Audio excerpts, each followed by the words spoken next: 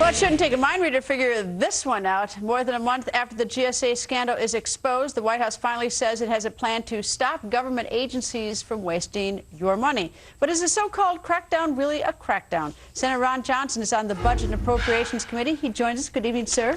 Good evening. How are you doing? I'm very well. So what is the what's the plan? The White House Office of Management and Budget Director has a plan. What's his plan? Well, yes, Acting Director Zients came out with a plan saying that no longer will anybody be able to spend more than $500,000 for a conference, but that can be waived. Any conference that spends over $100,000 needs to be posted the following January, and also anything that spends over $100,000 needs to be approved by a deputy secretary or above.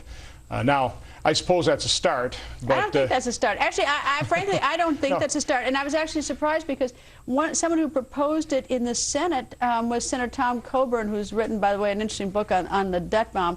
But he proposed $500,000. I was surprised he would. I would propose zero. The thing is, you have to start somewhere. And what we are doing, and this is really from the work that Tom Coburn has done. He's done a great job in terms of getting the GAO to audit the federal government.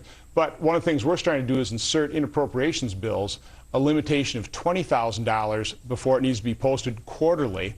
And if you do international conferences, no more than 50 employees. Again, from my standpoint as a business person, we would send people to conferences, trade shows. We'd send 1 or 2 people. They can gather the information, cost a couple $1,000, then report back. With teleconferencing, there's all different ways we can become more efficient with government. But it starts with the budgeting process, and we need to start limiting their budget so they simply don't have the money to spend. I'm not even wild on this conferences business. I mean, like I saw one conference where it says it was to teach members of the government to learn how to speak to members of Congress, and I thought that was pretty crazy. I mean, first of all, if you don't know how to talk to somebody beforehand, maybe we should hire people who are already trained or at least have the skills before that should be on the job training. Right. I'd say it's one step at a time, but I'm totally with you. When in the days of technology, you've got teleconferencing, there's really very little need for most of these types of conferences. Now, some of them may be required, but again, what you need... Give me a hypothetical of a conference that makes sense because in the government.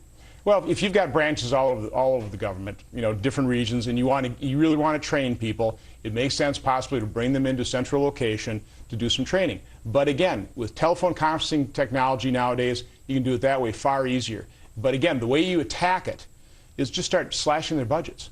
Start actually reducing the amount of money these agencies have to spend.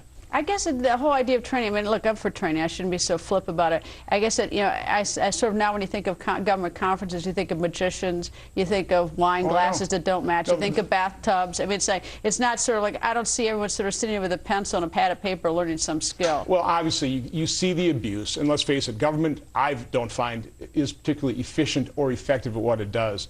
And this has just highlighted the problem. Basically, government has become far too big to manage. It's not managed properly. So the way you really need to attack is you need to start reducing their budgets.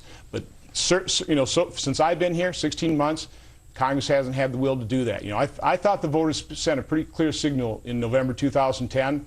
Apparently, it wasn't clear enough. So we have a chance to do it again in November 2012. Well, here's a quote from the White House Office of Management and Budget Director, Jeffrey Zients, which I was surprised to read. It says, from the beginning of this administration, the President has been clear that wasteful spending is unacceptable and the federal government must strive to be more efficient and effective. That's what he wrote in a memo on Friday. And I thought to myself, well, that didn't work out. No, he talks a good game. I mean, just like he promised to cut the deficit in half by the end of his first term. The deficit he inherited was about $1.1 trillion. He blew in that to 1.4 in the first year.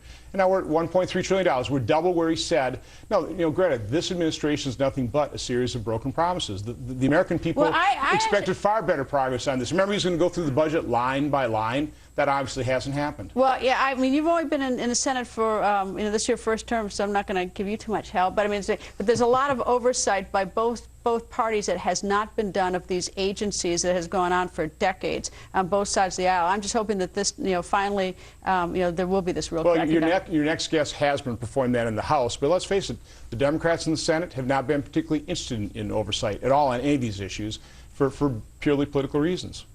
Nice to see you, Senator. Thanks for having me on.